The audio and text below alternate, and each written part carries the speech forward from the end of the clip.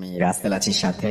আর শুরু হয়ে গেল ফুলতফা। আপনাদের সবাইকে স্বাগত জানাচ্ছি ফুলতফামে আজকে, এবং যারা যেখানে আছেন আশা করছি যে আজকে যে স্টোরিগুলো আছে আমাদের কাছে সেগুলো শুনে আনন্দ পাবেন, ভালো লাগবে এবং এনজয় করবেন অনেক বেশি। আমাদের প্রথম অতিথির কাছে চলে যাব আমরা। এবং লিসেনার, আজকে আমি যে ঘটনাটি আপনাদের সাথে শেয়ার করব, এই ঘটনাটি একটি হসপিটাল কেন্দ্রিক ঘটনা। আপনারা অনেকেই হসপিটালের ঘটনা শুনতে চান। আমি আশা করব আজকের ঘটনাটি তাদের অনেক অনেক ভালো লাগবে। ঘটনাটির সময়কাল 1991 সাল। ঘটনাটি আমাকে যিনি দিয়েছেন ওনার নাম হচ্ছে রোমানা রেজা। ওনার বাড়ি পুরান ঢাকার ওয়ারিতে। 1991 সালে উনি ঢাকা ইউনিভার্সিটির ইংরেজি ডিপার্টমেন্টে পড়তেন। উনি খুব সাহসী একজন মানুষ ছিলেন। ওনার আম্মা হঠাৎ করে অসুস্থ হয়ে পড়ে, এবং অসুস্থ হওয়ার পর বর্তমানে ঢাকার খুবই বিখ্যাত একটি বেসরকারি হসপিটাল, সঙ্গত গানের নাম বলছি না, তো সেই হসপিটালে তাকে অ্যাডমিট করা হয়। এই হসপিটালটি তখন ছিল 3 তলা বিশিষ্ট, এবং সেটা ছিল ইউ আকৃতির। আপনারা অনেকেই হয়তো বা বুঝেও থাকতে পারেন, কিন্তু তারপরও আমি নামটি বলবো না। এই হসপিটালটি নিচ তলাটায় বারান্দা ছিল, উপরের দোতলায় কোনো বারান্দা ছিল না। নিচতলার বারান্দাটা কোনো রেলিং ছিল না, খোলা ছিল, মানে সেটা চারদিক থেকে খোলা, এবং একটা পাশে সুন্দর মানে বাগান আছে। তো যখন ওনার আম্মাকে নিচতলাতে একটি কেবিন দেওয়া হয়, ওনারা ওই রুমে ঢোকার পর একটা বিষয় খেয়াল করেন। ওই রুমে দরজার উপরে, এটা কিন্তু ভেতর দিকে, রুমের ভেতর দিকে দরজার উপরে আইদুল কুরসি বা এরকম আরবিতে কিছু লেখা মানে দরজার উপরে লাগানো আছে। এটা হসপিটাল কর্তৃপক্ষ লাগাতে পারে, অথবা কোনো রোগী সেখানে এসেছে তারাও সেটা লাগিয়ে যেতে পারে, এটা যে কোনো কিছু হতে পারে। তো উনি যেহেতু খুব সাহসী মানুষ ছিলেন, আর উনি রাত জেগে স্টাডি করতে পছন্দ করতেন এবং খুব এনার্জেটিক ছিলেন, এই কারণে দেখা যেত তার কাছের কোনো আত্মীয় স্বজন যদি হসপিটালে রাতে থাকতে হতো, রাত জাগতে হতো, তারই ডাক পড়তো। যেহেতু তার নিজের আম্মা, এই জন্য উনি শুরু থেকেই রাত্রের বেলা থাকার সিদ্ধান্ত নেন, যে রাতের বেলা তার আম্মার সাথে উনি থাকবেন। দিনের বেলা অন্যরা থাকতো এবং উনি সন্ধ্যার দিকে চলে আসতেন এবং সারা রাত থাকতেন। সকালবেলা আবার অন্য আত্মীয় আসলে তাকে বুঝিয়ে দিয়ে উনি আবার বাসায় চলে যেতেন। তো প্রথম 2 দিন খুব বেশি সমস্যা হয়নি। 3 নাম্বার দিন রাত ওনার ভাষ্য অনুযায়ী আনুমানিক 2টো বা 2:30 বাজে। কেবিনের পেছন দিকে যে দরজাটা, যেই দরজার সাথে বারান্দা রয়েছে, এবং বারান্দার ওই পাশেই রয়েছে বাগান। তো উনি চেয়ারে হেলান দিয়ে বসেছিলেন। উনি হঠাৎ করে দেখছেন জাস্ট গোড়ালি থেকে নিচ পর্যন্ত 2টো পা, এবং এই পা দুটো খুবই উজ্জ্বল, টিউবলাইট যেভাবে আলোকিত হয় ঠিক তেমন পা দুটি ঠিকই তেমন। হেঁটে হেঁটে উনি দেখছেন যে ওই বাগান থেকে হেঁটে হেঁটে বারান্দায় আসলো, বারান্দা দিয়ে এসে বারান্দা একটু দাঁড়ালো, আবার হেঁটে হেঁটে তাদের রুমের মধ্যে ঢুকলো, মানে সেই কেবিনের মধ্যে ঢুকলো, এবং আবার রুমের মধ্যে কিছুটা পায়চারি করে আবার যে দরজাটা আছে সেই দরজাটা দিয়ে সে চলে গেল। তো উনি প্রথমে চিন্তা করছেন যে হয়তোবা টানা 2 রাত ভালো ঘুম হয়নি, রাত জাগা হয়েছে, আজকে 3য় রাত, উনি হয়তোবা ভুল দেখেছেন কিনা, নাকি স্বপ্নের মধ্যে জিনিসটা দেখেছেন। উনি তো আসলে ঠিক বুঝতে পারছিলেন না, উনি কি আসলে স্বপ্ন দেখেছেন নাকি সত্যি দেখেছেন। উনি মানে নিজেকে বিশ্বাস করতে পারছিলেন না। উনি উঠে গিয়ে পাশে যে বেসিন ছিল, বেসিন থেকে চোখ ধুয়ে আসলেন, এবং উনি বুঝতে পারছিলেন উনি যেটা দেখেছেন উনি সেটা ঠিক দেখেছেন। কিন্তু ওনার মনে হলো যে ওনার বিশ্রামের প্রয়োজন।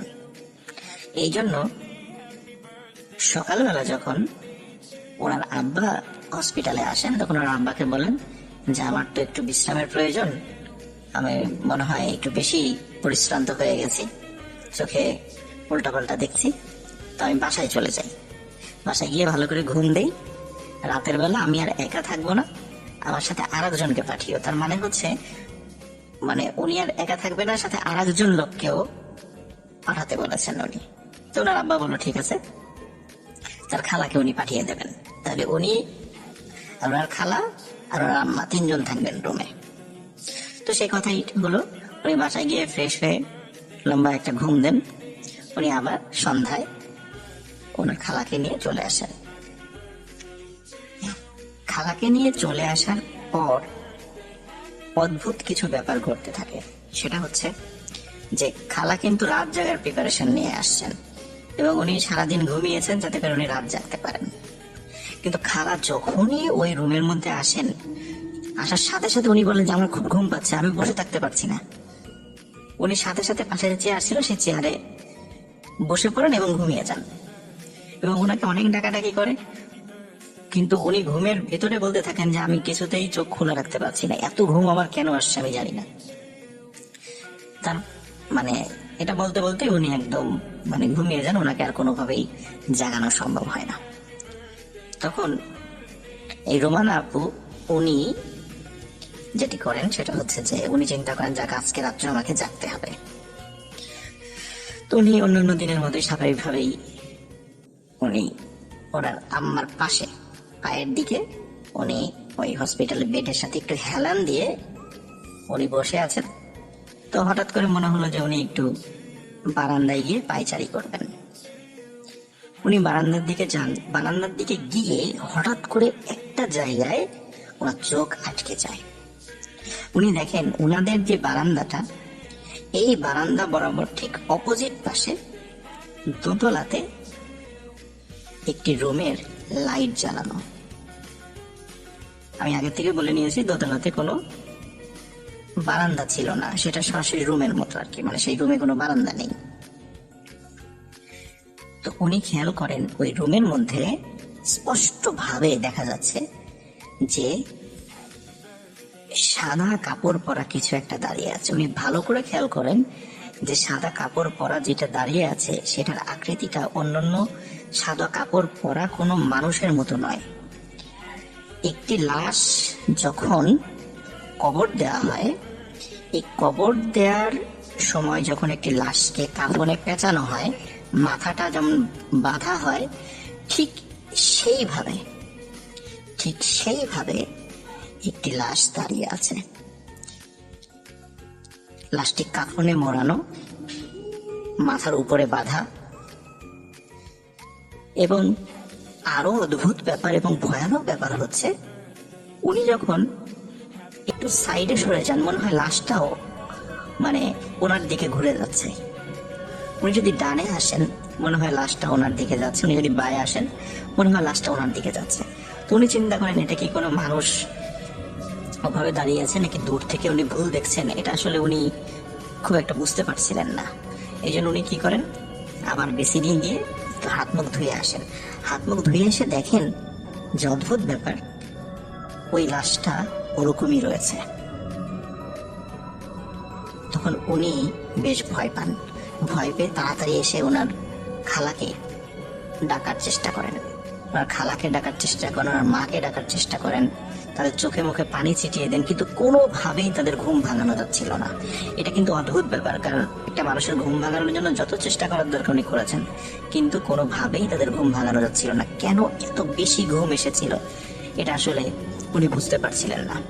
পরবর্তীতে উনি যখন ভয়ে ভয়ে আবার দোতলার ওই জানালার দিকে তাকান, তখন দেখেন ওটার ভেতরের ওই রুমের লাইট বন্ধ হয়ে গেছে এবং ওখানে কেউ নেই।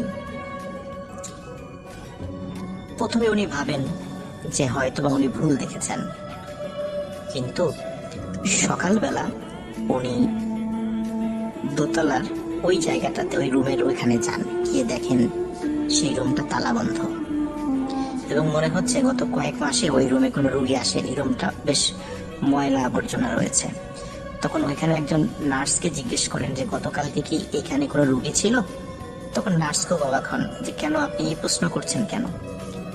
তখন উনি বলেন যে গতকালকে রাত্রে আমি এইখানে একজন মানুষকে দেখেছি সাদা কাপড় পরা। তখন নার্স খুব হেসে দেন যে ইম্পসিবল, এটা হতেই পারে না, গত কয়েক মাসে এই রুমে কোনো মানুষ ঢোকেনি, আর যেহেতু এটার বারান্দা নাই সুতরাং এখানে তো অন্য পাশ থেকে মানুষ আসার কোনো সুযোগই নাই, আপনি ভুল দেখেছেন। উনি বলছেন না আমি এইখানেই দেখেছি। কিন্তু নার্স বলে আপনি এটা অসম্ভব, এখানে কোনো মানুষ গত কয়েক মাসে আসেনি, এই রুমে পরিষ্কারও করা হয়নি এবং এখানে কোনো রোগীও আসেনি, আপনি ভুল দেখেছেন। তখন ওনার মনে খটকা লাগে, তাহলে আমি রাত্রে কি দেখলাম, এটা এই কাফন পরা এটা কি দেখলাম। তো উনি আসলে নিজের মনকে বিশ্বাস করাতে পারছিলেন না।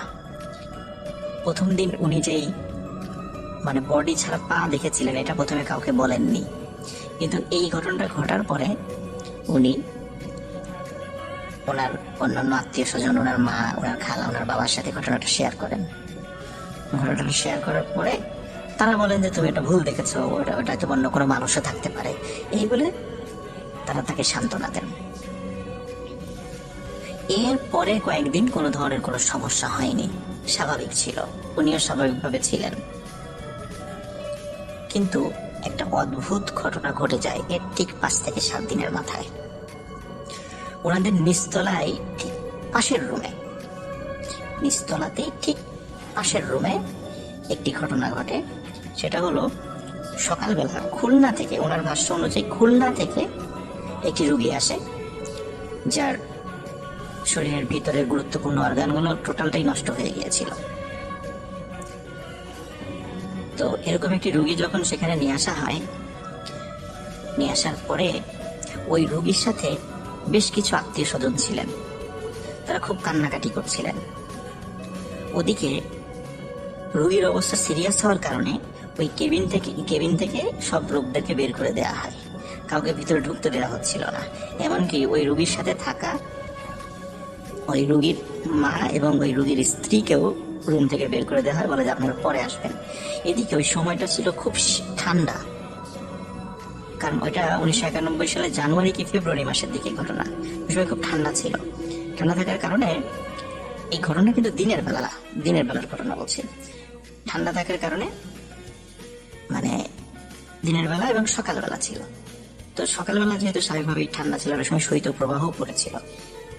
আর ওই রোগীর স্ত্রীর সাথে ওই রোগীর 7-8 বছর বয়সে একটা বাচ্চাও ছিল, এবং বাচ্চার নাম ছিল হচ্ছে জনি। রোমান আব্বু আমাকে বলেছেন ওই বাচ্চার নামও তার মনে আছে, বাচ্চার নাম ছিল জনি। তারা খুলনা থেকে এসেছিলেন। তো রোমান আপুর আম্মা বললেন যে ওরা তো বাইরে কষ্ট পাচ্ছে ঠান্ডার মধ্যে, তাহলে আমাদের রুমে বসতে বলো। তো রোমান আপু তাদেরকে ডাক দিলেন এবং ডেকে বললেন আপনারা আমাদের রুমে বসেন। ডাক্তার বললে তখন আবার আপনার হাজবেন্ডের রুমে, আপনার ছেলের রুমে যান। যেহেতু ওনার ওয়াইফ এবং মা এবং বাচ্চা এই 3 জনকে তখন ওরা বাইরে দাঁড়িয়ে ছিল দেখে তাদেরকে ওনাদের রুমে নিয়ে আসেন, একদম ওনাদের পাশের রুমের ঘটনা আর কি। ওনারা বসে আছেন, কথা বলছেন যে কি হয়েছে না হয়েছে এইগুলো ওনারা শেয়ার করছিলেন। হঠাৎ করে রোমানা আপু দেখতে পেলেন যে ওনাদের যে রুমের পশ্চিম দিকের যে দেয়ালটা, মানে পশ্চিম দিকের দেয়ালের ওই পাশটাতেই হচ্ছে আর মানে ওই রুগীটার আছে। তো পশ্চিম দিকের দেয়ালের একদম রুফ বা ছাদের ভেতর মানে ছাদে হঠাৎ একটা জিনিস ওনারা দেখতে পান। রোমানা দেখেন যে একটি কালো মেঘের মতো, ঘন মেঘের মতো, আমরা যেমন আকাশে যেরকম মেঘ দেখি এরকম মেঘের মতো একটা জিনিস দেয়াল ভেদ করে বের হলো এবং ছাদটা টাচ করে আস্তে আস্তে পূর্ব দিকে চলে যাচ্ছে। উনি অবাক হয়ে সেটা দেখছেন এবং পূর্ব দিকে গিয়ে মনে হলো যে একটু দাঁড়ালো, মেঘটা দাঁড়ালো, তারপর আবার পূর্ব দিকে দেয়ালের সাথে আস্তে করে মিলিয়ে গেল। তখন রোমানাপুর আম্মু তাকে বলেন যে রোমানা আমি যেটা দেখেছি তুমিও কি সেটা দেখেছো? বলে হ্যাঁ মা, আমি তো সেটাই দেখেছি। যখনই দেয়ালটা ভেদ করে চলে গেছে ওই মেঘটি। তখন ওনাদের রুমে একজন নার্স প্রবেশ করে ওই দুইজন মহিলা এবং ওই বাচ্চা তাদের উদ্দেশ্যে বলে যে আপনাদের রোগী মারা গেছে। তখন তারা তো ছুটতে ছুটতে ওই বসে চলে যায়, কিন্তু তারা কিন্তু ওই মেঘটা দেখেনি। একটা অদ্ভুত ব্যাপার যে কেন ওই মেঘটা পশ্চিম দিকের ওই পাশ থেকে বের হয়ে এসে আবার পূর্ব দিকের দেয়ালের দিক দিয়ে মিলিয়ে গেল, কেন এটা হলো? তো ওনারা যেটা বলেছেন যে আসলে তার ইন্তেকালের পরে আত্মাটা ওই দিক দিয়ে চলে গেছে, হয়তো আজরাইল আলাইহিস সালাম ওই দিক দিয়ে আত্মাটা নিয়ে গেছেন, এবং যেহেতু ওইখানে তার মা, স্ত্রী এবং সন্তান ছিল, এই জন্যই হয়তো এই দিক দিয়ে এইভাবে গেছে। এটা একটা অদ্ভুত ব্যাপার ছিল। আমি এটা শোনার পরে আসলে এটা আমার কাছেও বিশ্বাস করতে খুব কষ্ট হচ্ছিল। তো ঘটনাটি আমার ধারণা ছিল যে হয়তো এখানেই শেষ, কিন্তু আর একটা বিষয় এখানে যুক্ত হয়। সেটা হচ্ছে 1991 সালে ওনার আম্মা অসুস্থ ছিল। ঠিক 2010 সালে একই হসপিটালে ওনার আব্বাকে ভর্তি করায়। ওনার আব্বা একজন গভর্নমেন্ট অফিসার ছিলেন, মোটামুটি খুবই ভালো লেভেলের একজন কর্মকর্তা ছিলেন। তো যার কারণে ওখানে ভিআইপি কেবিনে তাকে ওঠানো হয়। আর ওখানে ওইটা ছিল, উনি আমাকে বলেছেন ওই হসপিটালের দোতলাতে 207 নাম্বার রুমে ওনারা অবস্থান করছিলেন, কিন্তু পরবর্তীতে ওনার আব্বার অবস্থা খারাপ হওয়ার কারণে আইসিইউতে একটু শিফট করা হয়। কিন্তু ওনারা, রোমানা আপু এবং ওনার আম্মা তখন ওই 207 নাম্বার রুমেই ওনারা ছিলেন, কারণ আইসিইউতে তো ওনারা থাকতে পারবেন না, কিন্তু ওনাদের তো হসপিটালে অবস্থান করতে হবে, এই জন্য 207 নাম্বার রুমে ওনারা ছিলেন। তো ওনারা খেয়াল করলেন ওনাদের পাশে এক রুম পরে 209 নাম্বার রুমে সাদা কাপড় পরা, অধিকাংশ লোকই সাদা কাপড় পরা, মনে হচ্ছে খুব সম্ভ্রান্ত বংশের এবং পরহেজগার পরিবারের বেশ কিছু লোক, কিছু মহিলা, কিছু পুরুষ একজন রুগীকে নিয়ে আসলো। রুগীকে নিয়ে আসার পরে ওই রুমের মধ্যে থেকে গুঞ্জন শুনছে যে তারা কথা বলছে, এবং ওনাদের কয়েকজন আত্মীয় স্বজন রুমের বাইরেও দাঁড়ানো। তো রোমানা আপু খুব অবাক হচ্ছেন, কি মানে ওনাদেরকে দেখে খুব সম্ভ্রান্ত এবং পরহেজগার বলে মনে হচ্ছে। এটা কিন্তু 2010 সালের ঘটনা। ফার্স্টে যে ঘটনাটা বলেছি এটা 1991 সালের ঘটনা। 1991 সালে ওনার আম্মা অসুস্থ ছিলেন, আর 2010 সালে আব্বা অসুস্থ হন। তো উনি হঠাৎ করে খেয়াল করেন যে সিঁড়ি দিয়ে একটা 6-7 বছর বয়সী একটি বাচ্চা মেয়ে দৌড়ে আসছে, সাদা একটি ফ্রক পরা, খুব সুন্দর একটি বাচ্চা মেয়ে। তুমি অবাক হয়ে ওই বাচ্চা মেয়েটার দিকে তাকিয়ে থাকেন। ওই মেয়েটার সাথে একটা অদ্ভুত জিনিস ছিল, যেটা রোমানা খেয়াল করেন। সেটা হচ্ছে, মনে হচ্ছিল ওই মেয়েটার সাথে ছোট্ট একটা মানে বালিশের মতো, মানে আমরা যেরকম মহিলাদেরকে ছোট্ট ভ্যানিটি ব্যাগ দেখি, মনে হচ্ছে ওই মেয়েটার সাথে একটি ভ্যানিটি ব্যাগের মতো আছে, সেটার আকৃতি একটা ছোট্ট বালিশের মতো, এবং সেটি একটি মনে হচ্ছে একটি আলোর একটা বক্স, মানে সেটার ভেতর থেকে আলো ঠিকরিয়ে বের হচ্ছে, মনে হচ্ছে ওটা একটা আস্ত একটা লাইট। মেয়েটি দৌড়ে দৌড়ে কি করলো, ওই 209 নাম্বার রুমটাতে চলে গেল, এবং 209 নাম্বার রুমে ঢোকার কয়েক সেকেন্ডের মধ্যেই ওই রুম থেকে আর্তনাদের শব্দ, সবার কান্নার শব্দ। তো উনি ছুটে ওই রুমে চলে গেলেন, গিয়ে দেখলেন যে ওই বেডে একটি পুরুষ এবং বয়স্ক পুরুষের মৃতদেহ পড়ে আছে, এবং ওই রুমে কোনো বাচ্চা মেয়ের কোনো নিদর্শনই নাই। উনি চিন্তা করলেন যে তাহলে এই পাশে ওয়াশরুম হয়তো থাকতে পারে, ওয়াশরুমের দিকে যেতে পারে বাচ্চা মেয়েটা। উনি দেখলেন না, এই রুমটার সাথে অ্যাটাচ ওয়াশরুম নাই, বারান্দাও নাই। তাহলে এই মেয়েটা কোথায় গেল? ওই সময় যেহেতু মানুষ মারা গিয়েছে, কৌতূহল হয়ে কাউকে জিজ্ঞেস করা যাচ্ছে না, কিন্তু পরবর্তীতে লাশ বের করার সময় ওই রোগীর একজন আত্মীয়ের কাছে জিজ্ঞেস করেছিলেন যে আচ্ছা, একটু আগে আমি একজন মেয়েকে ঢুকতে দেখেছি, আপনারা কি দেখেছেন? বলে কই না তো, আমাদের সাথে কোনো মেয়ে, ছোট বাচ্চা মেয়ে আসে নাই, আর আমরা কোনো মেয়েকে দেখি নাই। উনি খুবই অবাক হন যে তাহলে আমি কি দেখলাম। উনি প্রথম 1991 সালে যে ঘটনাটা ফেস করেছিলেন, যে একটি মেঘের মতো মেঘ চলে গেল, তারপরে একজনের মৃত্যু হলো।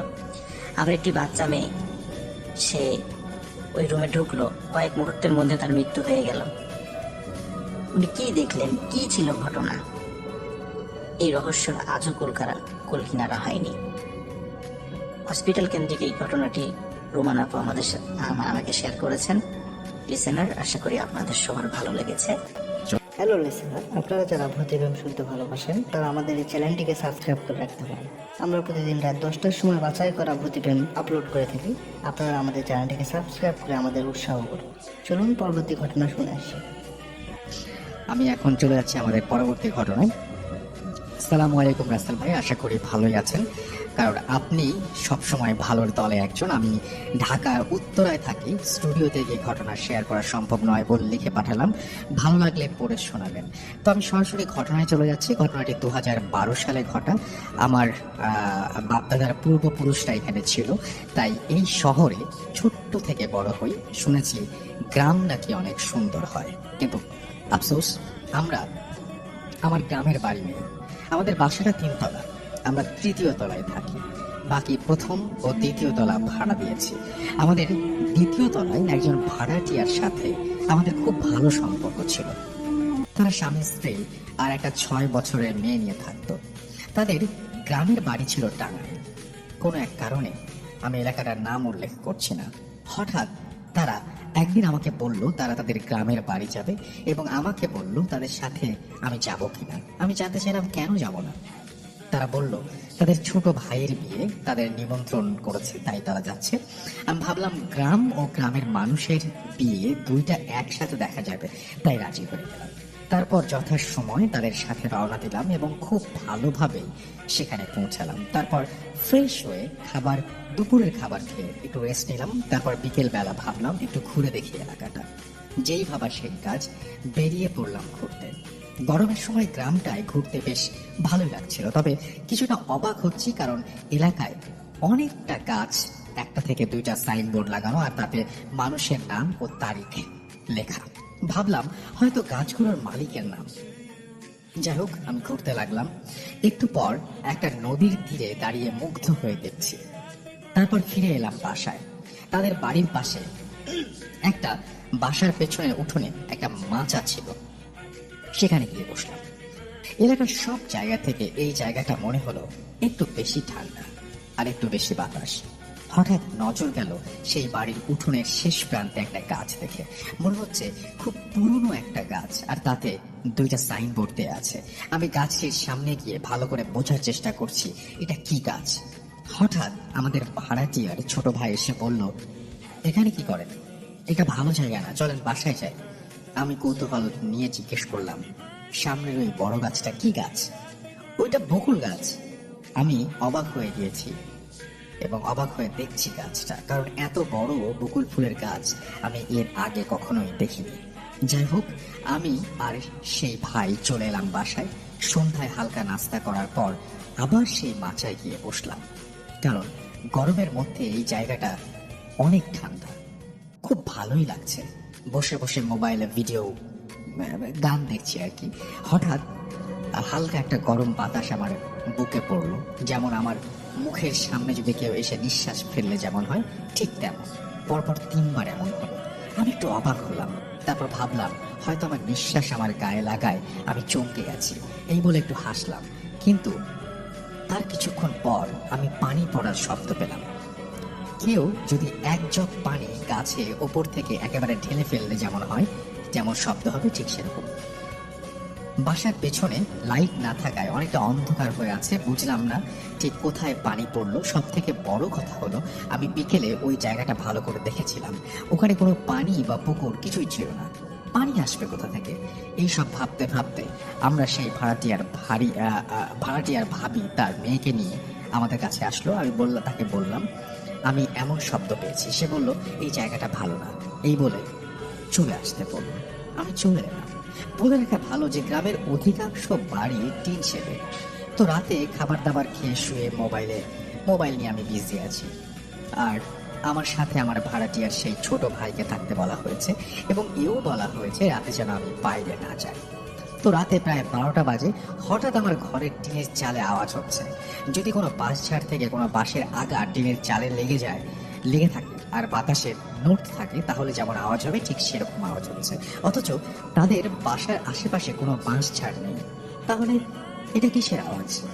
যাই হোক, আওয়াজটা কিছুটা সময় পর থেমে যায়। আমি আর পাত্তা না দিয়ে আমার ফোনের দিকে খেয়াল দিলাম। রাত 1টা দিকে আমি মোবাইল রেখে ওয়াশরুমে যাব বলে সেই ভাইকে ডাক দিলাম এবং তার সাথে ওয়াশরুমে গেলাম। একটু পরে বাড়ি থেকে বেরিয়ে দেখলাম সেই ভাইটার চেহারায় ভয়ের ছাপ। আমি জিজ্ঞেস করলাম কি হয়েছে? সে বলল কিচ্ছু না, জলদি ঘরে চলেন। আমি তার সাথে ঘরে গিয়ে জিজ্ঞেস করলাম কি হয়েছে বলেন, আপনি ভয় পেলেন কিভাবে? সে বলল কিছু না। আমি জোর করে অনুরোধ করার পরেও সে কিছু বলল না। অতঃপর শুয়ে পড়লাম। সকালে ঘুম থেকে উঠে দেখি সবাই অনেক আগে উঠে পড়েছে। আমি বাইরে বেরিয়ে দেখি সবাই চুপচাপ।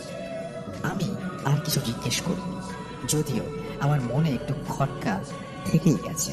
সকালবেলা খাওয়ার পর আমাকে সেই ভাই আবার বলল, আমাদের সাথে মার্কেট যাবেন, বিয়ের কিছু শপিং করতে হবে। আমি বললাম যেতে পারি, একটা শর্তে, যদি কাল রাতে কেন ভয় পেয়েছেন সেটা আমাকে বলেন, তাহলে যাব। সে আর কিছু না বলে চলে গেল। আমি কিছুটা মন খারাপ করলাম দেখে সে আবার এসে বলল, রাতে বলবো, তুমি সাবধানে থেকো, এই বলে চলে গেল। আমিও সেই অপেক্ষায় ছিলাম। সবাই চলে যাওয়ার পর বাসায় চাচি, ভাবি আর তার মেয়ে আছে। আমি গিয়ে চাচির সাথে কথা বলতে শুরু করলাম। চাচি আমাকে বলল, আজ তুমি কোথাও ঘুরতে চেও না? আমি বললাম কেন চাচি? সে বলল, এই এলাকাটা তেমন ভালো না, তাছাড়া তুমি এখানে নতুন, পরে কিছু বলে তোমার ফ্যামিলির লোকজনদের খারাপ লাগবে। আমি বললাম, এখানে কি ডাকাতি বা গাছ নিয়ে মারামারি হয় নাকি? কারণ অনেক গাছে দেখলাম মালিকের নাম লেখা। চাচি কিছুক্ষণ চুপ থেকে বলল, ওগুলো মালিকের নাম নয়। আমি অবাক হয়ে জিজ্ঞেস করলাম, তাহলে ওগুলো কার নাম? চাচি বলল, আমাদের এলাকায় প্রায় রাতে মানুষ নিখোঁজ হয়, তাদের পরের দিন সকালেই তাদের লাশ পাওয়া যায়। কোনো না কোনো এক গাছের ডালে ফাঁস লেগে ঝুলে আছে, কিন্তু কেন বা কিভাবে মারা যায় তা কেউ জানে না। আর এমনটা বেশি হওয়ায় লাশের ডেড বডিটা বা লাশের যেখানে মারা গেছে সেই জায়গাটা মনে রাখার জন্য সেই গাছে তার নাম ও মারা যাওয়ার তারিখ লিখে সাইনবোর্ড দিয়ে রাখে। আমি অবাক হয়ে জিজ্ঞেস করলাম, তাহলে পাশের বাসার পেছনে সেই বকুল গাছটা ওখানে? এটুকু বলতেই চাচি আমাকে থামিয়ে দিয়ে বলতে লাগলেন, ওই বাসায় 3 ভাই ছিল, তার মধ্যে বড় 2জন ওই গাছেই মারা যায়। তারপর চাচি হলুদ বাটার কাজে লেগে যান, কারণ আগামীকাল সেই ভাইয়ের দায় হলুদ ছিল। আমি এই কথাগুলো ভাবতে ভাবতে সেই বকুল গাছের কাছে যাই আর অবাক হয়ে দেখতে থাকি গাছটার দিকে। ভাবতে ভাবতে এতটাই গভীরে চলে যাই, মনে হচ্ছে লাশ 2টা ওখানেই ঝুলছে। আমি আন্দাজ করতে পারছি। হঠাৎ ওই বাড়িতে কল চাপার আওয়াজ শুনতে পাই। আমি আস্তে আস্তে সেই বাড়িতে ঢুকি আর সেই বাড়িটা আন্টি দেখি যে কল চাপছে। আমি সালাম দিলাম, উনি আমাকে বললেন, আরে তুমি ওদের মেহমান তাই না? আমি বললাম জি, সম্মতি দিলাম। উনি বললেন, বসো। তো তুমি কি মনে করে আমাদের বাড়িতে? আমি বললাম, এমনি একটু হাঁটছি, আসলে চেয়েছিলাম একটু ঘুরবো, কিন্তু চাচি যেতে মানা করলো, বললো এলাকাটা ভালো না, তাই আপনার সাথে গল্প করতে আসলাম। তারপর আমি আন্টিকে আমতা করে বললাম, আন্টি আপনার বড় ছেলে মারা যায় কিভাবে? বলে আমি আন্টির দিকে তাকিয়ে বুঝলাম অনেক বড় ভুল একটা প্রশ্ন করে ফেলেছি। আন্টি কিছুক্ষণ আমার দিকে তাকিয়ে থেকে বলতে লাগলেন, আমি আন্টির কথা স্বরূপ লিখছি, জানি না কি থেকে কি হয়ে গেল। বিকেলে ছেলেটা আমার বাজারে গেল আর ফিরে এলো না। রাতে অনেকক্ষণ অপেক্ষা করার পর অবশেষে ওর বাবাকে বলি ছেলের খোঁজ নিতে। তার বাবা তাড়াতাড়ি বাজারে গিয়ে তার বন্ধুর দোকানে গিয়ে তার ছেলের খোঁজ নেন, কিন্তু ওর বন্ধুরা বলল সে তো অনেক আগেই বাজার থেকে বাসার দিকে রওনা দিয়েছে, এখনো বাসায় যায় নাই। আঙ্কেল বললেন, না, তাই তো আমি বাজারে এলাম। তারপর তার বন্ধুরা মিলে অনেক খোঁজাখুঁজি করলো, কিন্তু পেল না। পরদিন সকালে তার লাশ ওই বকুল গাছে ঝুলন্ত অবস্থায় পাওয়া যায়। তারপর বাড়িতে শোকের ছায়া নেমে আসে। বিকেলে ছেলের দাফন কাফন করার পর সবাই ঘরে বসে আছে। হঠাৎ রাত 12টার পর বাড়ির পেছনে সেই বকুল গাছ থেকে কারো হাঁটার আওয়াজ পাওয়া যায়।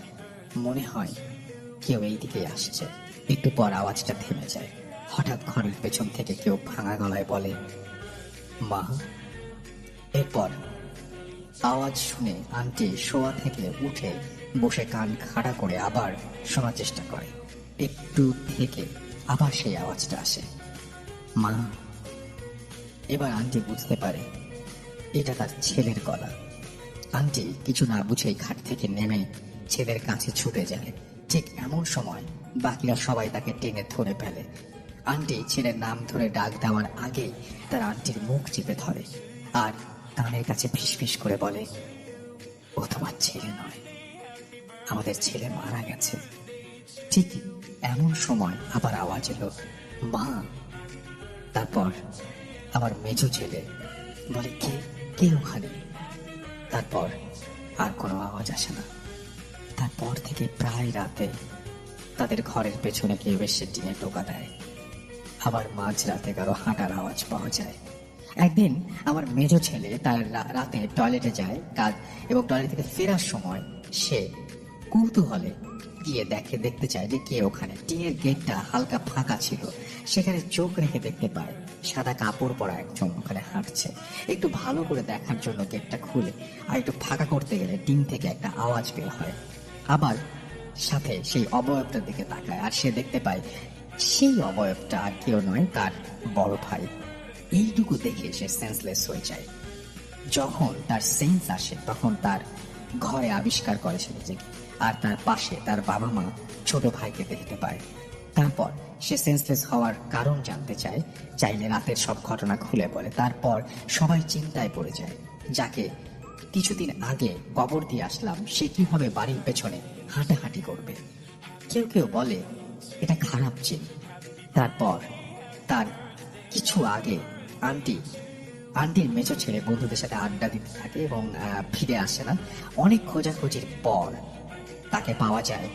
সবার মাঝে সেই একই চিন্তা বিরাজ করে। পরদিন সকালে সবার চিন্তাকে সঠিক করে সেই লাশ বকুল গাছে পাওয়া যায়। আন্টি এইটুকু বলেই আঁচল দিয়ে মুখ মুছতে লাগলেন। আমি তার আর কিছু জিজ্ঞেস করতে পারলাম না। চলে এলাম বাসায়। রাতে খাওয়ার পর আমি সেই ভাইকে রাতের কথা জিজ্ঞেস করলে সে আমাকে বলে, আমি টয়লেটে ঢোকার পর সে এদিক ওদিক তাকাতেই দেখতে পায় আমাদের ঘরের পেছন দিক দিয়ে একটা সাদা অবয়ব সোজা সেই বকুল গাছের দিকে চলে যায় এবং বকুল গাছের নিচে যে মিলিয়ে যায়। এটা দেখে সে খুব ভয় পায় আর সে ভালো করেই জানে বকুল গাছের নিচে রাতে কে হাঁটে। আমি তাকে রাতের সেই টিনের আওয়াজের কথা বললে সে বলে, আমরা প্রায় এমন আওয়াজ শুনি।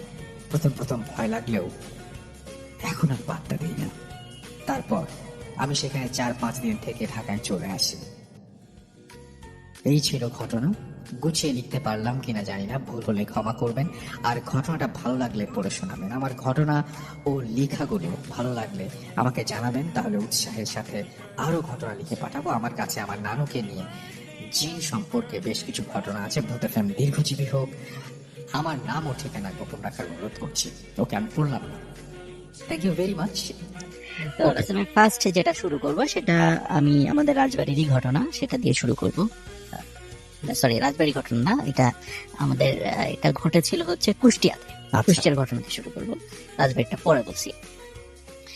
যে ঘটনাটি যিনি শেয়ার করেছেন ওনার নাম আবু বকর। উনি এর আগেও বেশ কয়েকটা ঘটনা পাঠিয়েছিলেন। আর রাজবাড়ির আমাদের যে ভৌতিক টিম আছে, বিশেষ করে সজীব, ও কষ্ট করে ঘটনাগুলো কালেক্ট করেছে আর কি। তো আবু বকর ভাইয়ের ওই ঘটনাটা আজকে প্রথম বলছি আর কি। তো এই ঘটনাটি যার সাথে ঘটেছিল সেটা আবু বকর ভাইয়েরই মানে দাদির সঙ্গে। 1965 মানে 1965 সালের দিকে ওনার দাদি, ওনার বয়স তখন ছিল 16 কি 17 বছর। তো তখন ওনার বিয়ে হয় নাই। উনি তখন রাত্রে ওনার মায়ের সঙ্গে ঘুমাতেন। ওনার বাবা মারা গিয়েছিলেন আগে, ওনার মায়ের সঙ্গে ঘুমাতেন। তো ওনার বর্ণনা অনুযায়ী, মানে ওনার দাদির বর্ণনা অনুযায়ী, মানে গভীর রাত্রে উনি হঠাৎ স্বপ্ন দেখছিলেন যে আমরা অনেক সময় যে রাসেল ভাই বোবা ভূতের কথা বলি, যে আমরা ঠিক বুঝতে পারছি যে আমি শুয়ে আছি কিন্তু আমি হাত পা নাড়াতে পারছি না, এরকম একটা বিষয় ঘটে আর কি। তো ওনার বর্ণনা অনুযায়ী উনি হঠাৎ করে ফিল করছেন উনি শুয়ে আছেন, কিন্তু ওনার উপরে, বাসার উপরে যে ছাদ বা টিনের যে চালটা আছে দেখছে যে সেটা নাই। সম্পূর্ণ শূন্য, মানে শূন্য, উপরে আকাশ দেখা যাচ্ছে এবং সেখান দিয়ে দেখছি শূন্যের উপর দিয়ে শাড়ি পরা, বড় বড় চুলওয়ালা, খুব কালো কুচকুচে বিভৎস চেহারার একটা মহিলা হেঁটে যাচ্ছে শূন্যের উপর দিয়ে। ওইটা দেখার পরে উনি স্বপ্নেই মানে বলছেন যে কি বিভৎস চেহারা এই মহিলাটার। এই কথাটা বলার পরে ওই মহিলা সেটা শুনে ফেলেছে এবং সে ওই স্বপ্নে যেটা করে সেটা হলো ওই মহিলাটা, যে বিভৎস চেহারার মহিলাটা, সেটা আস্তে আস্তে নিচে নেমে এসে ওই আবু বকর ভাইয়ের ওই দাদি গলা চেপে ধরে। আচ্ছা। এবং ওনার দাদি ছটফট করতে থাকে। এখন রাসূল এটা কিন্তু ঘটছে কিন্তু টোটালটা স্বপ্নের মধ্যে। জি। তো ছটফট করছে, কিন্তু পাশে ওনার মা তো ঘুমিয়েছিলেন। ওনার মা ঘুম থেকে উঠে দেখে যে তার মেয়ে ছটফট করছে। জি। তখন উনি যেটা দেখেন সেটা হলো যে ওনার মেয়ে মানে আবু বকর ভাইয়ের দাদি, যে উনি নিজেই নিজের 2 হাত দিয়ে নিজের গলাটা চেপে ধরেছে এবং নিজেই নিজের গলাটা চাপ দিয়ে মানে আত্মহত্যার চেষ্টা করছে। তখন উনি তাড়াতাড়ি চিৎকার চেঁচামেচি করতে থাকেন, মানে ওনার মা, আশেপাশ থেকে লোক চলে আসে, সবাই পানি ছিটা দেয় এবং অনেক চেষ্টা করে 2 হাত গলার থেকে ছাড়ায়। জিজ্ঞেস করে কি হয়েছে, তখন বলে যে আমি তো এরকম স্বপ্নে দেখেছি। তো সবাই বলে এটা তো কোনো ব্যাপার না, এটা তো বোবা ভূতের মানে বোবা ভূত বা বোবা চিন ধরে, এরকম তো হর হামেশাই ঘটে, এটা তেমন কিছু না। এটা বলে সবাই মোটামুটি বিষয়টা খুব স্বাভাবিকভাবেই নেয় আর কি, কেউ এটা অস্বাভাবিকভাবে নেয়নি। জি। এরপর থেকে রাসেল ভাই ঘটনাটার সূত্রপাত হয়। সেটা হলো যে এর পরের দিন থেকেই মানে আবু বকর ভাইয়ের দাদির ক্ষুধাটা অস্বাভাবিক রকমের বেড়ে যায়। উনি স্বাভাবিকভাবে যে খাবারগুলো খেতেন এর থেকে অনেক বেশি খাবার খাচ্ছিলেন। আচ্ছা। এখন সবাই চিন্তা করেছে যে হয়তো বা কোনো কারণে বেশি খাচ্ছে, কিন্তু এত পরিমাণ অস্বাভাবিক বেশি খাচ্ছিলেন। দেখা যাচ্ছে ওনার বাড়ি তো মানে জয়েন্ট ফ্যামিলি ছিল, 15-16 জনের খাবার রান্না করা হতো। দেখা যাচ্ছে 15-16 জনের খাবার উনি একাই খেয়ে ফেলছেন। এইটা কিন্তু যেহেতু গ্রামের মানুষদের মধ্যে তো কিছু ওনারা বিশেষ করে চীন টিন এই বিষয়গুলো একটু মানে বেশি বিশ্বাস করেন। তখন আশেপাশের লোকজন বললো যে এটা তো স্বাভাবিক মনে হচ্ছে না, আপনি মানে ওনার আবু বকর ভাইয়ের দাদির যে বাবা, তাকে বললো যে আপনি ওকে ভালো একটা হুজুর দেখান। জি। হুজুর দেখালো, সে বললো তেমন কিছু না, এমনি ঝাড়ফুঁক করে দিলাম ঠিক হয়ে যাবে। প্রথম কয়েকদিন ঝাড়ফুঁকে মোটামুটি স্বাভাবিক ছিল। এরপরে অবস্থা আরো শোচনীয় হয়। আগে তো রাসেল ভাই রান্না করা খাবার খেত, এরপরে যেটা হয় সেটা হচ্ছে যে ওনাদের মানে সাধারণত গৃহস্থ বাড়িতে কিন্তু মানে হাঁস মুরগি কবুতর গরু ছাগলের পাশাপাশি কিন্তু এগুলোও পালা হয়। তখন ওনার দাদি সবার সামনে যেটা করতে হলো, দেখা যাচ্ছে মুরগি দৌড়ে যাচ্ছে, উনি খপ করে মুরগিটাকে ধরে ফেলতেন, ধরে সবার সামনেই ওই মুরগিটাকে কাঁচা খাওয়া শুরু করতেন। তখন এই দৃশ্য দেখে আসলে সবাই ভয় পেয়ে যান যে না, আসলে ওনার সাথে মানে অন্য রকমের কিছু আছে, এটা সাধারণ কোনো বিষয় হচ্ছে না, এটা আস্তে আস্তে খারাপ দিকে যাচ্ছে। তখন বেশ পার্শ্ববর্তী উপজেলার একজন খুব নাম করা একজন হুজুরের শরণাপন্ন হন। তো উনি এসে বলেন যে ঠিক আছে, আমি একটা কাজ করছি, আমি এই বাড়িটাকে বন্ধ দিয়ে দিচ্ছি। সাধারণত আমরা ওই যে অনেক সময় দেখি যে বাড়ি বন্ধের বিভিন্ন রিচুয়াল গুলা করা হয়, বিভিন্ন প্রক্রিয়াগুলো করে বাড়ি বন্ধ করা হয়। তখন বলে যে এখানে তো ওই কিছু দুষ্টু জিনের উপদ্রব আছে, বাড়িটা বন্ধ করে দিলে এরা আসতে পারবে না। তখন বাড়ির বন্ধর যে প্রক্রিয়াটা ছিল রাসেল ভাই, এটা হয়তো অনেকেই জেনে থাকবেন, সেটা হচ্ছে যে বড় বড় 4টি পেরেক বাড়ির চারদিকে গাড়া হবে, পুঁতে ফেলা হবে এবং ওই সময় আজান দেয়া হবে। এটা হবে গভীর রাত্রে। তো ঠিকই রাসেল ভাই, গভীর রাত্রে যখন এই প্রক্রিয়াটা শুরু করা হলো, তখন সবাই ফিল করছিল যে কাল বৈশাখী ঝড়ের মতো বাড়ির উপর দিয়ে কিন্তু বয়ে যাচ্ছে। তো যাই হোক, মোটামুটি বাড়ি বন্ধের প্রক্রিয়াটা সম্পন্ন হয়। এরপরে 3 থেকে 4 মাস কোনো কিছু ছিল না, একদম স্বাভাবিক। তো এরপরে সবাই চিন্তা করে যে এনাকে একটু দ্রুত বিয়ে দিয়ে দিতে হবে, হয়তো বিয়ে দিলে হয়তো বিষয়টা স্বাভাবিক হয়ে যাবে, এরকম চিন্তা করে পরিবার থেকে। এবং সত্যি তাই রাসেল ভাই, ওনার কয়েকটা গ্রাম পরেই ওনার বিয়ে হয়ে যায় এবং খুব দ্রুতই বিয়ে হয়ে যায়। তো বিয়ে হয়ে যাওয়ার পরে ওই ফ্যামিলির লোকজন আবার এই বিষয়গুলো জানতেন না, যে এই বিষয়গুলো যে ওনার সাথে ঘটেছে এগুলা জানতেন না, এই বিষয়টা আসলে তারা গোপন করে। তো ওখানে যাওয়ার মোটামুটি রাসেল ভাই 3 থেকে 4 মাস ওই ফ্যামিলিতে আবার ভালো ছিল, একদম স্বাভাবিক নর্মাল, কেউ কোনো কিছু বুঝতে পারেনি। এরপর থেকে ওই ফ্যামিলিতে কিছু ঘটনা ঘটা শুরু হয়। যেমন তো আবু বকর ভাইয়ের দাদি যখন বিয়ে হয়ে যায়, তো ওনার দাদা যখন পাশে দেখা যাচ্ছে যে শুয়ে আছেন, হঠাৎ করে দাদা ফিল করছেন যে তার স্ত্রী পাশে নাই। আচ্ছা। কিন্তু ঘরের দরজা তো বন্ধ, তাহলে কোথায় গেল? তখন উনি সবাইকে ডেকে তোলেন যে কোথায় গেল, ঘরের দরজা বন্ধ, কোথাও খুঁজে পাওয়া যায় না। আচ্ছা, তখন সবাই হারিকেন নিয়ে, ওই সময় হ্যাচাক বাতিও ছিল, তখন এরকম হ্যাচাক বাতি নিয়ে সবাই খুঁজতে বের হলো। ওই ওনাদের বাড়ি থেকে প্রায় আধা কিলোমিটার দূরে ফেলুর বাঁশবাগান নামে একটা বাঁশবাগান আছে। খুব মানে দিনের বেলা ওই বাঁশবাগানের লোকজন যেতে ভয় পায়, রাতের বেলা তো প্রশ্নই আসে না। খুঁজতে খুঁজতে শেষ পর্যন্ত ওই ফেলুর বাঁশবাগানে গিয়ে ওই আবু বকর ভাই দাদিকে অচেতন অবস্থায় পাওয়া যায়। সেখান থেকে তাকে তুলে নিয়ে আসা হয়, কিন্তু উনি কিছুই বলতে পারেন না। উনি বলেন যে আমি তো ঘুমাচ্ছিলাম, তারপরে কি হয়েছে আমি কিছুই জানি না।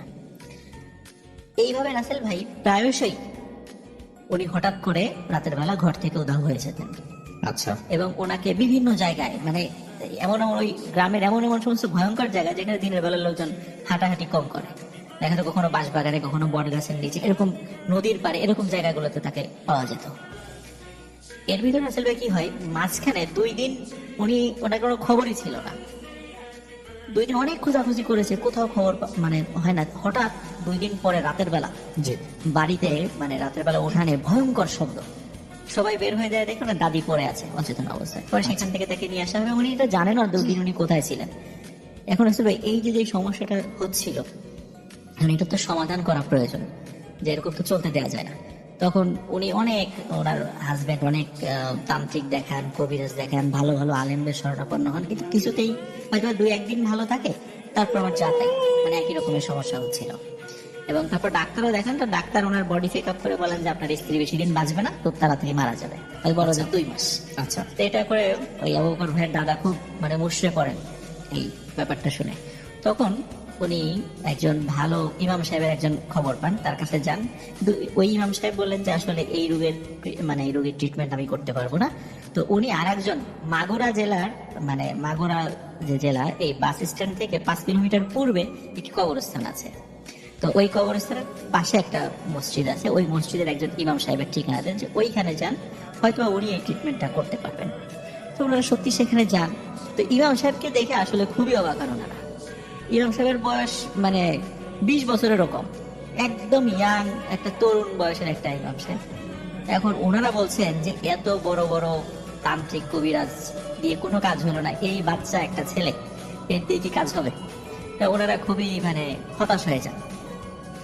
তারপরে বলেন যে এই সমস্যা, কিন্তু ওই বাচ্চা যে ইমাম সাহেব উনি এটা রাজি হন না কাজটা করতে, বলে যে না এই কাজটা আমি আসলে করতে পারবো না, আপনারা চলে যান, এটা আমি করবো না। আচ্ছা, কেন অত ব্যাখ্যা ট্যাখ্যা দেন নাই। তখন ওনারা ফিরে যান, আর ওনারা অতটা গুরুত্ব দেন নাই যে আসলে করতে চাচ্ছে না, ঠিক আছে। কিন্তু যখন ফিরে যান আবার ওই আগে ইমাম সাহেবের কাছে, তখন বলে যে আপনারা ওনার কাছে আবার যান, এইটার যদি ট্রিটমেন্ট কেউ করতে পারে তাহলে এই পারবে, এবং গিয়ে করতে না চাইলে আমার পরিচয় দেবেন। তখন তারা ওখানে যান এবং গিয়ে ওই ইমাম সাহেবের পরিচয় দেন। আসলে এই যে ইমাম সাহেব ওই ইমাম সাহেবের কাছে পাঠিয়েছিলেন, তো ওই ইমাম সাহেবের ছাত্র হলো ওই যে বাচ্চা ইমাম সাহেব, মানে তরুণ ইমাম সাহেব, যে মানে আসলে উনি ওনার ওস্তাদ তার ছাত্র কাছে পাঠিয়েছেন। তার মানে আসলে মানে তার মানে বুঝতে হবে যে ছাত্র আসলেই খুব মানে এই বিষয়ে খুব পারদর্শী। তখন উনি বলেন আচ্ছা ঠিক আছে, যেহেতু আমার ওস্তাদ পাঠিয়েছেন আমি কাজটা করবো, তো একটা নির্দিষ্ট সময় দেন যে এই সময় আসতে হবে আপনাদেরকে। তো ওই নির্দিষ্ট সময় যান, একটা পূর্ণিমার রাত্রে সময় যান। তখন কি করেন ওই ইমাম সাহেব একটি সাদা কাগজে আরবিতে অনেক লেখা লিখে বলেন যে আপনি কবরস্থানের পাশে দাঁড়িয়ে থাকবেন একা একা, আপনি গভীর রাত্রে হঠাৎ করে একটি গাড়ি আসতে দেখবেন, কিন্তু গাড়িটা দেখে মনে হবে ঘোড়ার গাড়ি, আসলে এটা ঘোড়ার গাড়ি না। এই ঘোড়ার জায়গায় দেখবেন বড় আকৃতির 2টা কুকুর আছে, মানে এই গাড়িটা টেনে আনে 2টা বড় আকৃতির কুকুর। তো আপনি এই গাড়িটার সামনে আসার পরে আপনি ভয় পাবেন না, আপনি সালাম দেবেন, দেখবেন যে ওখানে পালকিতে মানে গাড়ির পিছনে যে পালকির মতো একটা জায়গা আছে, মানে ওখানে কোনো একজন লোক বসা আছে, কিন্তু তাদের চেহারা দেখার আপনার দরকার নাই, আপনি ওখানে গিয়ে তাদেরকে সুন্দর করে একটা সালাম দিবেন।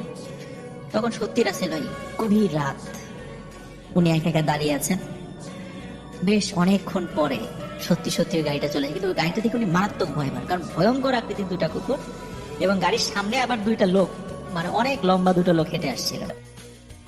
কিন্তু উনি দাঁড়িয়ে আছেন, ওই লম্বা লোক 2টা তাদের ওনাকে দেখে কিছু বলে নাই, কিন্তু গাড়ি যখন ওর কাছাকাছি চলে আসে তখন উনি লম্বা করে একটা সালাম দেন। তখন হঠাৎ করে সব গাড়িটা দাঁড়িয়ে যায়, আর এক চুলো নড়ে না। তখন ভিতর থেকে একটা কণ্ঠস্বর ভেসে আসে, মানে ওয়ালাইকুম আসসালাম বলে যে আপনি কি চান, ভিতর থেকে কণ্ঠস্বরটা আসে। এবং ওনার ভাষ্য অনুযায়ী যে একটা একটা পুরুষের কণ্ঠস্বর, এবং কণ্ঠস্বরটা এত সুন্দর এবং এত মোলায়েম যে ইতোপূর্বে উনি কখনোই এত সুন্দর কণ্ঠ শোনেন নাই। ভিতর থেকে এই শব্দটা আসে, তখন বলেন যে এই যে ইমাম সাহেব একটা চিঠি পাঠিয়েছেন আপনার জন্য। বলে আচ্ছা ঠিক আছে, আপনি চিঠিটা দিয়ে যান। তখন ওই পালকির মতো ওই জায়গার ভিতর থেকে হাত বের করে। তখন দেখেন হাতটা অনেক বড়, মানুষের মতোই হাত, কিন্তু হাতটা মানে এতটা সাদা, মানে সাধারণত এত সাদা হাত সচরাচর হয় না। আচ্ছা, তো শুধু হাতটা বের করেন, হাতে চিঠিটা দেন। তখন উনি ওই অবস্থায় দাঁড়িয়ে থাকেন সবাই। তখন চিঠিটা পড়েন উনি ভিতর থেকে, ওনার বর্ণনা অনুযায়ী ভিতর থেকে পড়েছেন। তখন বলেন আচ্ছা ঠিক আছে, আপনি বাসায় চলে যান, আপনার সমস্যার সমাধান হয়ে যাবে বলে দেয়।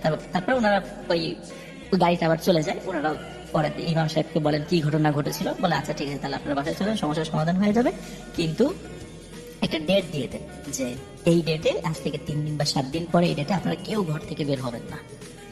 তো ওনারা বাসায় চলে যান, ঠিক ওই ডেটে কেউ ঘর থেকে বের হয় না। রাত যখন মানে 12টা ঠিক পর, মানে মধ্যরাত্রে, হঠাৎ ভয়ঙ্কর সব শব্দ, চিৎকার চেঁচামেচি, আর্তনাদ, মনে হয় যে কাউকে মেরে ফেলা হচ্ছে, এরকম শব্দ। তো ঘরের চালের উপরে ধূপধাপ শব্দ, এরকম হঠাৎ শব্দ হতে থাকে, কিন্তু ওনারা কেউ ঘর থেকে বের হচ্ছে না। সকালবেলা রাসূলুল্লাহ যখন ওনারা বের হন, তখন দেখেন যে 6টা কাক মানে আগুনে দগ্ধ অবস্থায়, মানে পুড়ে মারা গেছে, এরকম অবস্থা ওনার উঠানে পড়ে আছে। তো এরপর থেকে ওনার দাদি সম্পূর্ণরূপে সুস্থ হয়ে যান, এবং পরে খোঁজ নিয়ে জানতে পারেন যে ওই মানে গাড়ির বহরে যিনি যাচ্ছিলেন উনি হচ্ছেন জিনদের সর্দার ছিলেন। তো ওনার কাছে উনি ভালো জিন ছিলেন। ওনার কাছে যখন এই বিষয়টা বলা হয়, তখন ওনারা ওনার বাড়িতে আসেন ওই নির্দিষ্ট দিনে। এসে দেখে যে ওখানে 6টা জিন থাকতো ওই বাড়িতে, এবং ওরাই এই আবু বকর ভাই দাদিকে উৎপাত করতো। তখন ওদেরকে ধরে ওনারা মেরে ফেলেন, এবং মেরে ফেলার পরে ওর ডেড বডিটাই ওই অবস্থায় পাওয়া যায়। তো এরপর থেকে ওই বাড়িতে আর কোনো সমস্যা হয় নাই। উনি স্বাভাবিকভাবে জীবনযাপন করেছেন, অনেকদিন জীবিত ছিলেন, অনেকদিন। পরে বার্ধক্য জনিত কারণে মারা গেছেন। তো এটাই ছিল রাসেল ভাই first story. Thank you so much. Hello listener, আপনাদের গল্পটি কেমন লাগলো আমাদের অবশ্যই কমেন্ট করে জানাবেন এবং সাবস্ক্রাইব করতে ভুলবেন না।